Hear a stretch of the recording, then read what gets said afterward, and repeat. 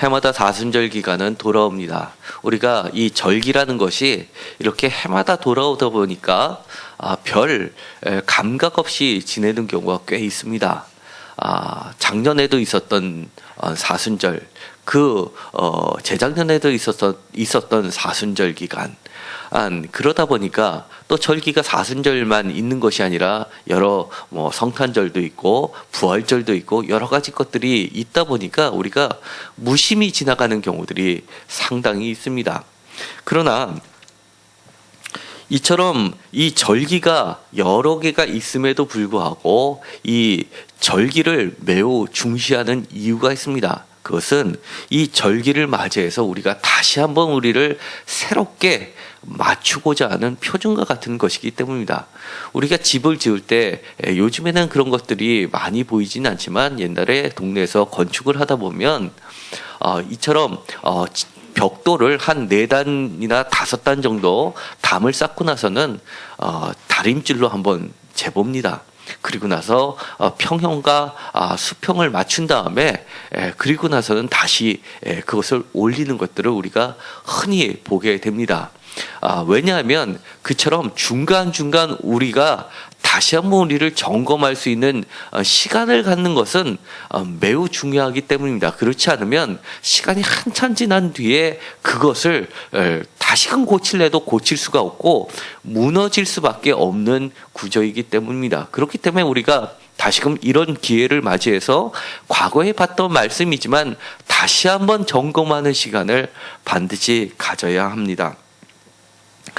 우리가 사순절 기간에 제일 먼저 해야 되는 것은 예수님께서 하셨던 그 말씀들을 되짚어 보는 겁니다. 그래서 저희가 주일날은 사순절 기간에는 복음서를 중심으로 다루고 있습니다.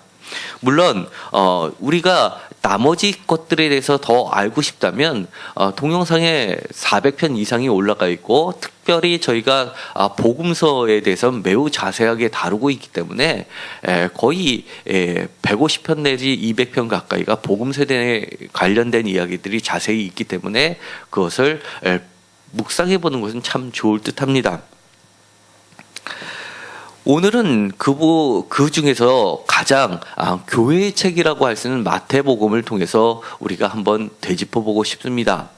마태복음은 신약성서 맨 처음에 있는 책이기도 합니다. 그리고 흔히들 교회의 책이라고 할 정도로 교회의 규범을 그대로 다루고 있습니다.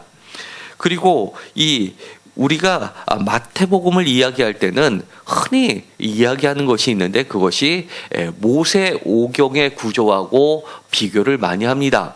모세오경은 우리가 잘 알다시피 이 구약을 시작하는 5권의 책을 오경이라고 합니다.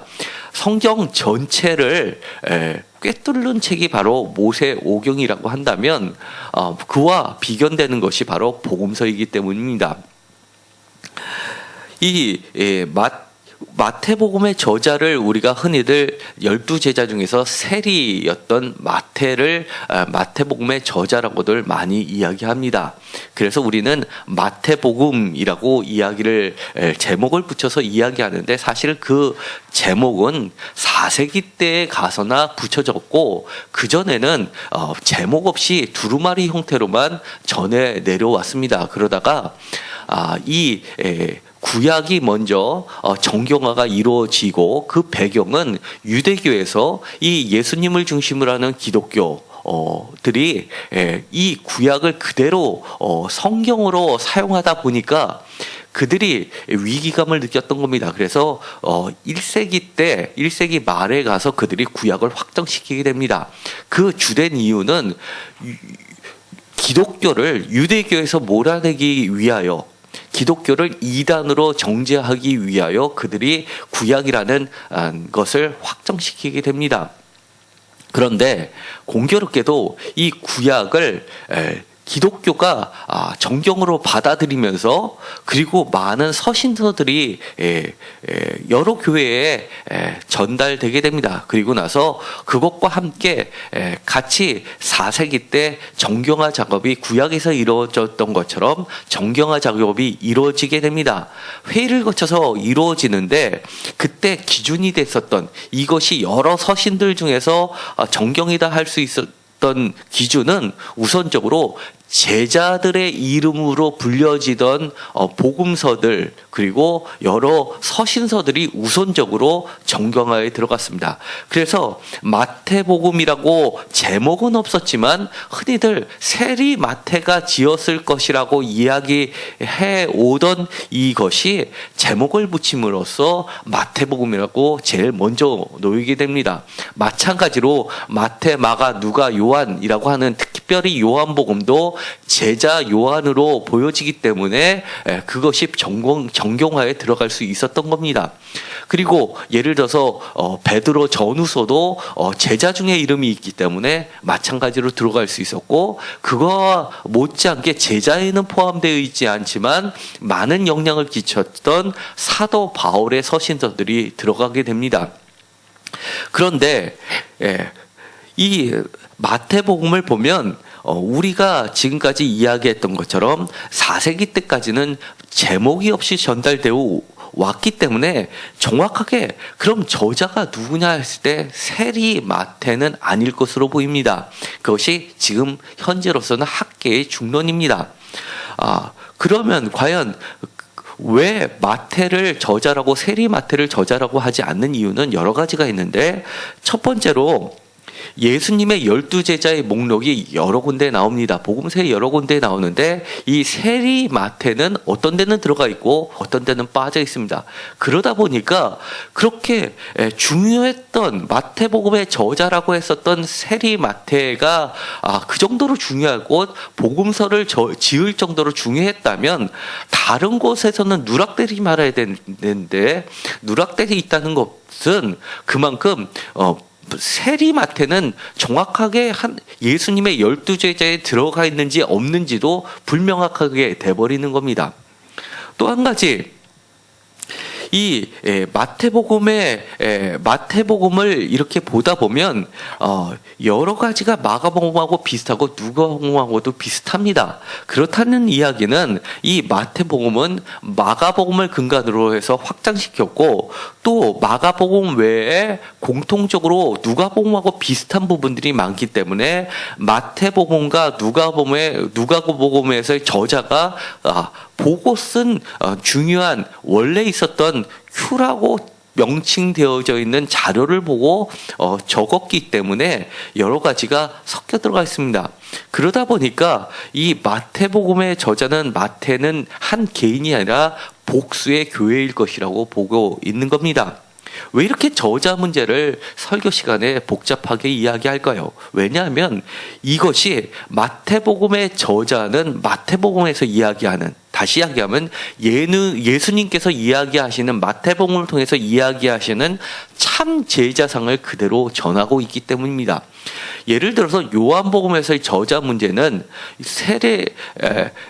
세례 요한과 동명이었던 요한이라는 세베대의 아들 요한이라는 제자가 요한복음의 저자일 것이라 라고 많이들 이야기하는 것이, 마찬가지로 이 정경화 과정을 거치면서 요한복음이라는 이름이 지어졌고, 요즘에는 학계에서는 그 요한이라기보다는 제자 요한이라기보다는 사랑받는 제자가 저자로 보고 있는 겁니다. 그것처럼 저자가 드러나게 되면 그 복음서에서 가장 모범적으로, 이상적으로, 또는 예수님이 칭찬하셨던 제자의 모습이 드러나게 되고 우리도 그런 제자를 닮아갈 수 있기 때문에 저자의 문제를 이야기하는 겁니다.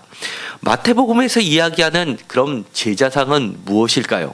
오늘 읽었었던 마태복음 13장에 보면 바로 그 힌트를 우리가 알 수 있습니다. 그래서 요즘에는 학계에서 거의 대부분이 이 이론에 지지를 하고 있는 겁니다.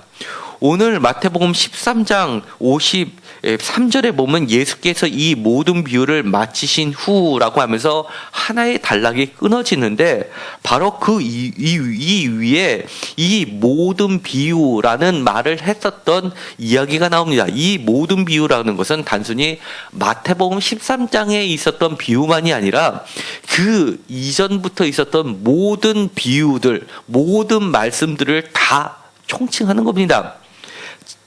짧게 보면 이 마태복음 13장에 있는 비유의 말씀들을 이야기한다 했을 때 51절에 이렇게 예수님께서 비유를 가지고 제자들에게 질문을 합니다.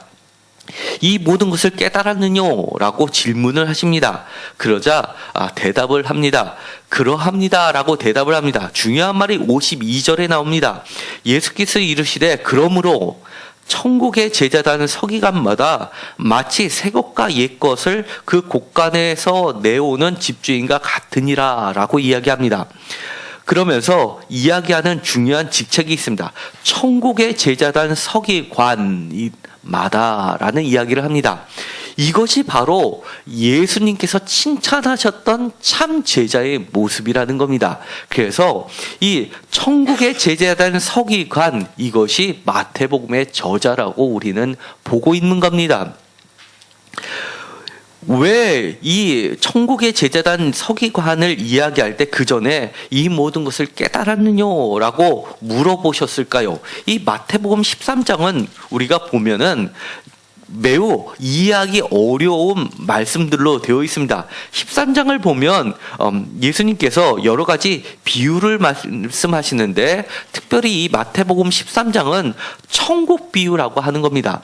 13장 1절부터 해서 마지막 절까지 전부 비유를 가지고 말씀하시는데 우리가 알고 싶어하는 것, 미지의 세계, 신비에 속하는 천국, 하나님의 나라에 관해서 이야기를 해주시는데 모두 비유로 이야기하십니다. 예를 들어서 씨 뿌리는 비유가 나오게 되고요. 그러면서 여러 가지를 하다가 갑자기 매우 이해하기 어려운 말씀을 하십니다. 겨자씨와 누룩의 비유, 31절부터 나오는 이 겨자씨와 누룩의 비유를 말씀하십니다. 그리고 나서 가라지 비유도 하십니다. 그리고 나서 마지막에 44절부터 천국은 마치 이런 것이다 라고 하면서 감추인보와 그리고 45절에는 좋은 진주를 구하는 장사, 47절에는 각종 물고기를 모으는 그물, 이런 비유를 말씀을 하십니다. 그러면서 이것을 비유로 말씀하시면서 중간중간에 이런 얘기를 하십니다. 이것을 이해했느냐라고 하면서 특별히 이해하지 못한 것을 보다 쉽게 풀어쓰기 위해서 이 씨 뿌리는 자의 비유를 다시 한번 설명을 해주십니다.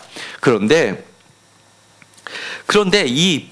우리가 이해하기에는 보다 쉽게 이야기하려면 비유로 말씀하시지 않고 직접 A는 B다, B는 C다 이렇게 풀어서 설명해 주시면 좋은데 비유로 말씀하신다는 겁니다.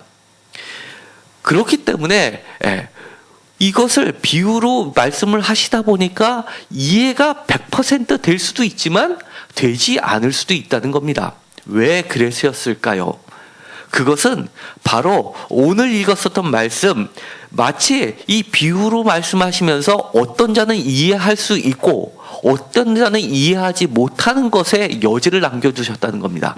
이것은 마지막 세 가지 비유에서도 힌트가 나와 있는데 예를 들어서 47절에 천국은 마치 바다에 치고 각종 물고기를 모는 그물과 같으니라 라고 하면서 이 그물을 가지고 각종 물고기를 모으는데 어떤 물고기는 그물을 건져낸 다음에 어떤 것은 팔기 위해서 좋은 고기는 다시 어부가 잡고 어떤 고기는 다시 바다에서 돌려주고 버리는 고기가 있다는 겁니다. 우리가 생각하기에는 모든 사람이 천국에 가면 좋은데 예수님께서 하신 말씀은 어떤 것은 거두어 드리고 어떤 것은 다시 버리신다는 겁니다. 다시 이야기하면 어떤 사람은 천국에 가고 어떤 사람은 그물에까지는 잡았음에도 불구하고 예수님의 손 안에까지 왔음에도 불구하고 다시금 버려질 수 있다는 겁니다. 뿐만 아닙니다. 또 천국은 라고 이야기하면서 우리가 맨 처음 13장에 처음에 나오는 이 밭에 좋은 땅에 뿌려진 씨앗은 23절에 보면 말씀을 듣고 깨닫는 자니 결실하여 이렇게 어떤 거는 100배, 어떤 거는 60배, 어떤 것은 30배가 된다라고 하는데 문제는 말씀을 듣고 깨닫지 못하는 자는 이 중간에 죽어가는 여러 것들에 비유를 하고 있다는 겁니다. 결국은 결실을 맺지 못하고 천국에도 갈 수 없다는 말입니다. 기껏 저 하늘나라에서 이 땅에 오셨으면 모든 사람들을 다 천국에 데려갔으면 좋으련만 우리는 그렇게 하시려고 온 것 같은데 실제로 벌어지는 상황을 보면 어떤 사람은 천국에 가고 어떤 사람은 천국에 가지 못하는 일이 발생될 수도 있다는 것을 이야기한다는 겁니다. 너무나 슬픈 이야기입니다. 거기다가 더 슬픈 이야기는 이 30절에 보면 추수 때가 되면은 어떤 것들은 거두어들어서 불사르게까지도 한다는 겁니다. 어떤 것은 묻고 곡식은 모아서 곡간에 넣는데 어떤 것은 불사르게도 한다는 겁니다. 이것을 비유로 이야기하시면서 제자들에게 끊임없이 이야기하시는 것은 깨닫는 자와 깨닫지 못하는 자가 있다는 것이고 천국에 들어가는 자와 천국에 들어가지 못하는 자가 있다는 겁니다. 그런데 예수님이 하셨던 이야기는 마태복음에서 지금까지 우리에게 들려주신 것은 하나님 나라에 대해서 끊임없이 이야기하셨다는 겁니다. 하나님의 나라, 천국에 관해서 끊임없이 이야기하셨는데 그것을 미완성해 두셨다는 겁니다. 그러면서 우리들에게 이렇게 이야기하십니다. 제자들에게 이것을 이해하는 자와 이해하지 못하는 자가 분명히 있다라고 말씀하신다는 겁니다. 그 이야기는 하나님의 말씀을 다 들어도 천국의 초청을 다 받아도 천국에 들어갈 수 있는 자와 없는 자가 있다는 이야기인데 그러면 천국에 들어갈 수 있는 자는 누구냐라는 것이 우리의 관심거리가 된다는 겁니다. 그것은 바로 서기관 같은 자라는 겁니다. 이 마태복음에서 주요 대적자들이 나오게 됩니다. 다른 곳에서는 예를 들어서 요한복음에서 최대의 예수님의 대적자들은 바로 누구냐면 바리새파 사람들입니다. 그런데 이 마태복음에 와서는 이 바리새파 사람들 못지않게 등장하는 인물이 있습니다. 사두개파 사람들입니다. 이 사두개파 사람들은 제사장 계열입니다. 사독 계열의 제사장들이었는데 이 솔로몬 시대 때 대제사장에서는 사독 계열의 후손들이 예수님 시대까지 정권을 잡고 있었습니다. 예루살렘 성전이 있을 때는 제사라는 제도 때문에 그들이 성전의 주요 직책만 가지고 있을 뿐만 아니라 삶에까지 영향을 미쳤습니다. 그런데 문제는 65년이 마가복음의 저작 연대라고 보고 이 마태복음은 빨리 잡아야 75년으로 잡습니다. 그렇기 때문에 70년대 예루살렘 성전이 무너지고 나서 사두개파 사람들은 대거 몰락했습니다. 그리고 바리새파 사람들이 이 득세를 했습니다. 그런데 이 마태복음에서는 사두개파도 아니고 바리새파도 아니고 그 중간에 힘을 가진 자들이 나오게 되는데 그 사람들이 바로 서기관입니다. 이 서기관은 성전에 소속이 되어 있는 사람들도 있지만 바리새파에 소속이 되어 있는 사람들도 있다라고 하는 겁니다. 그러면서 이 서기관은 율법학자라고도 볼 수 있는데 때에 따라는 성경 어느 곳에서는 서기관이라고 번역을 하고 어떤 데서는 율법학자라고 번역을 합니다. 이 서기관들이 바로 마태복음에서는 바리새파나 사두개파보다 먼저 등장을 합니다. 그래서 이 마태복음에서는 주요 대적자 중에 하나가 바리새파보다는 오히려 서기관들이 주요 대적자로 등장하게 됩니다. 그래서 마태복음에서는 서기관 중에 한 사람이 예수님을 따르고자 합니다라고 하니까 예수님께서 제재를 하십니다. 그러면서 너가 나를 따르려면 머리 둘 곳이 없는데 네가 나를 따를 수 있겠느냐라고 합니다. 그 다음에 또 다른 사람이 나옵니다. 제가 주님을 따르고 싶습니다. 그런데 먼저 부모님을 장사하고 따르게 하십시오라고 하니까 죽은 자는 죽은 자로서 섬기게 하고 너는 나를 따르라 라고 하면서 우선순위를 강조하십니다. 이처럼 주요 대적자들인 서기관들, 이 서기관들이 나중에 예수님을 십자가에 못 박을 때도 등장했던 이들입니다. 그런데도 불구하고 예수님은 이곳에서는 이렇게 이야기하십니다. 천국의 집주인과 같은 천국의 제자단 서기관이라고 이야기하십니다. 왜 그럴까요? 하나님의 말씀을 읽는 데 있어서 이처럼 이해하는 자와 깨닫는 자와 깨닫지 못하는 자, 이해하지 못하는 자에 따라서 천국에 들어갈 수 있느냐, 천국에 들어가지 못하는 자가 생기는 거에 갈림길을 조정할 수 있는 자가 바로 서기관이라는 것입니다.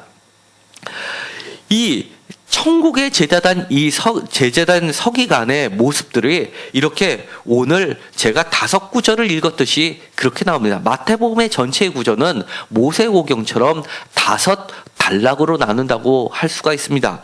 먼저 1, 2장에 있는 유아기 복음서, 예수님께서 태어나신 것에 대해서 이야기하는 것, 우리가 잘 알고 있는 동방박사가 오는 이야기, 이런 것들은 유아기 복음서로 친다면 3장부터가 몸통에 해당되고, 그리고 예수님께서 십자가에 달려 돌아가시고 부활하신 마지막 부분이 26장부터 27장, 28장까지가 절정에 해당한다면 그 중간에 있는 많은 말씀 이야기가 나오는 이 5 단락이 바로 오경 구조를 이룬다고 할 수 있습니다.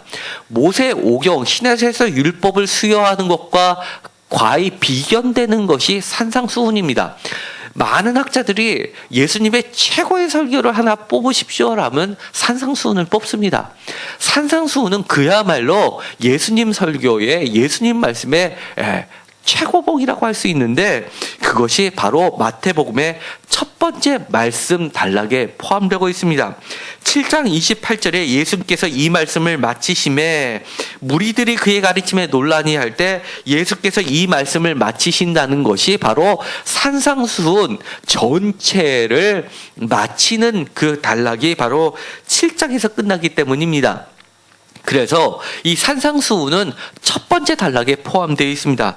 두 번째 단락에서도 마찬가지로 11장 1절에 예수께서 제자들에게 명하시기를 마치심에라는 이 8장 1절부터 10장 마지막 절까지의 단락이 바로 두 번째 단락에 해당하는 겁니다. 여러 가지 기적 이야기가 있습니다. 10개의 기적 이야기를 묶어놓고 있습니다.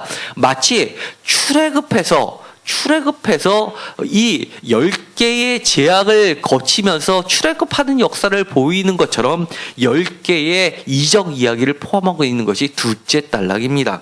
세 번째, 마태복음 13장 53절, 오늘 읽었었던 본문에 들어가고 다 마치시고 이 모든 비유를 마치신 후에 라고 되어 있는데, 이것이 바로 세 번째 단락에 해당하는 겁니다. 여기에는 많은 이런 비유의 이야기들이 들어가 있고, 우리들이 가장 여러 가지 중에서 가장 핵심이 되는 하나님의 나라에 대해서 이야기를 하고 있습니다.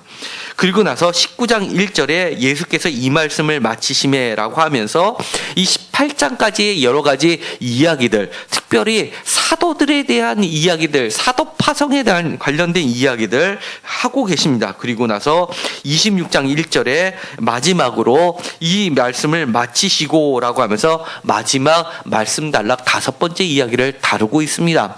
그런데 예수님께서는 어떤 이야기를 하셨냐라고 볼 때, 우리가 특별히 산상순에 보면 과거에는 이렇게 이야기하셨지만 나는 이렇게 이야기한다라고 하면서 비교하면서 이야기하는 것을 우리는 흔히들 태제와 안티태제라는 말을 씁니다. 이것은 어떤 주제와 그것을 대항한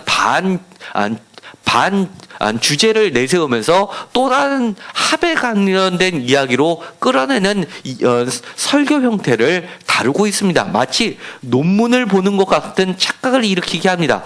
대표적으로 여러 가지가 있는데 우리가 잘 알고 있는 것들이 있습니다. 예를 들어서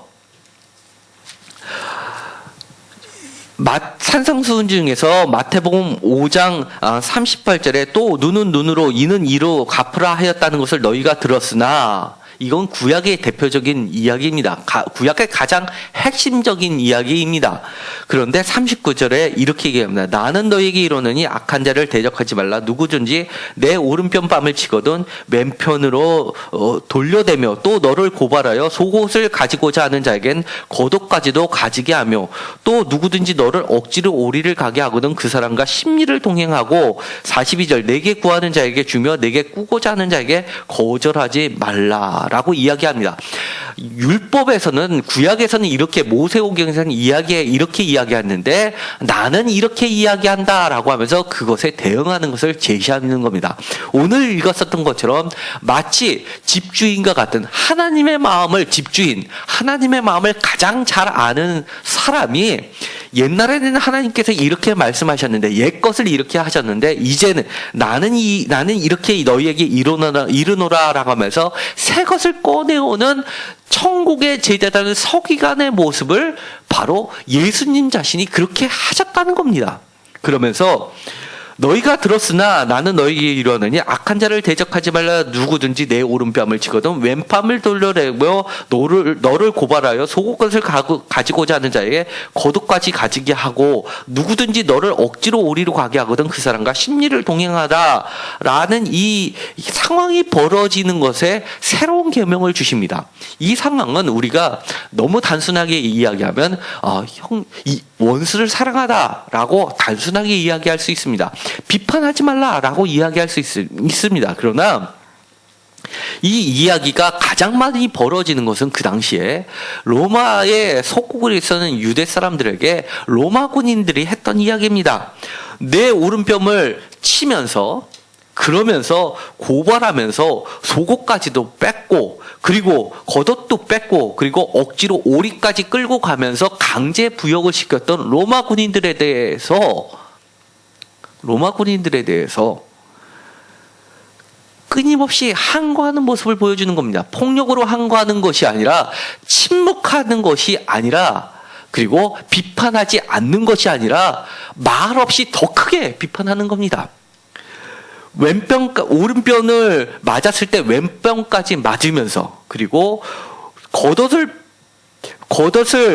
속옷까지 빼앗길 때 겉옷까지도 빼앗아서 완전히 발가 벗으면서 그러면서 억지로 오리를 갈 때 심리까지도 끌려가면서 그렇게 끝까지 저항하면서 그들의 죄상을 낱낱이 모든 사람이 알 정도로 드러내라는 겁니다. 그것이 예수님의 방식이었습니다. 사람은 속일 수 있어도 힘으로 누를 수는 있어도 진리는 절대로 가려지지 않는 것이 바로 하나님의 법칙이라는 것입니다. 이처럼 많은 사람들이 숨기고 싶어 하지만 숨길 수 없는 것 하나님의 진리는 드러날 수밖에 없는데 이처럼 천국의 제자되는 서기관들은 하나님의 진리를 이 땅에서 자꾸 드러내는 존재라는 것입니다. 그렇기 때문에 이 마태복음에서 이야기하고 있는 것 우리들은 과연 어떤 사람이 되어야 될까를 생각하게 합니다. 예수님의 사순절 기간을 거치면서 우리는 다시 한번 생각해 봤으면 좋겠습니다. 여러분의 목표는 무엇입니까? 천국에 들어가는 겁니까? 그렇다면 천국에 들어가려면 우선 거쳐야 되는 단계가 있습니다. 반드시 집주인의 마음을 온전히 알고 집주인처럼 다시 얘기하면 예수님처럼 옛것을 새 것으로 끊임없이 끄집어내는 천국의 제자된 서기관 같은 사람이 되지 않는다면 우리는 천국에 들어갈 수 없다는 것을 반드시 기억하시기 바랍니다. 예수님께서 마치 옛날에 하나님의 계명으로 받아오던 것처럼 눈은 눈으로 이는 이로 갚으라는 것으로만 준수했더라면 예수님은 결단코 천국에 들어가실 수 없었을 것입니다. 마찬가지로 지금도 우리들도 마찬가지입니다. 과거부터 전해 내려던 이야기에서 머물러 있는다면 우리는 결코 천국에 들어갈 수 없습니다. 오늘 사순절 기간을 통해서 우리가 다시 한번 이야기하는 것은 복음서를 천천히 읽으시면서 예수님께서 어떻게 옛 계명을 새 계명으로 바꾸시면서 그것을 몸으로 보여주셨는지를 우리가 닮아갈 때 우리는 이처럼 천국의 제자들 서기관들이 될 수 있습니다. 우리가 하나님의 말씀을 온전히 새 것으로 바꿀 때, 예수님의 말씀으로 바꿀 때만이 우리가 깨달은 우리가, 집주인과 같은 우리가 집주인의 마음을 알지 못하는 많은 같은 서기관이지만 전혀 다른 서기관, 예수님의 대적자였던 서기관, 하나님을 많이 안다고 자처하는 그런 서기관들을 천국의 제자로 바꾸는 일을 감당할 수가 있는 겁니다. 그렇기 때문에 우리가 말씀을 읽을 때 과거에 듣던 대로 하지 마십시오. 자기가 갖고 있었던 생각을 버리지 않은 채로 그대로 옛날에 하던 대로만 하면 결탄코 새 것으로 바꿀 수 없습니다. 예수님이라면 어떻게 하셨을까요? 생명을 존중하셨을 겁니다. 우는 자와 함께 했을 것이고 웃는 자와 함께 즐거워했을 것입니다. 과거에 하던 방식대로 성경책을 읽지 마십시오. 말씀을 들어도 깨닫지 못하는 자가 되지 마시고 말씀을 들어도 온전히 깨닫고 그 천국의 비밀을 맡은 자로서 거듭나야지만 우리가 하늘나라에 들어갈 수 있다는 것을 반드시 기억하시고 천국의 참된 서기관들이 모두 되시기를 간절히 소망합니다. 기도하고 마치기로 하겠습니다. 하나님 감사합니다. 우리의 선입견대로 하나님의 말씀을 해석하지 않게 하여 주옵소서. 우리가 기존에 알고 있던 방식대로 유교식으로 불교식으로 성경책을 읽지 않게 하여 주옵소서. 기존에 다른 곳에서 하던 방식대로 하지 않게 하시고 오직 말씀을 예수님이 해석하셨던 그 방식대로만 우리가 듣고 이해하고 전할 수 있는 자가 되게 하여 주옵소서.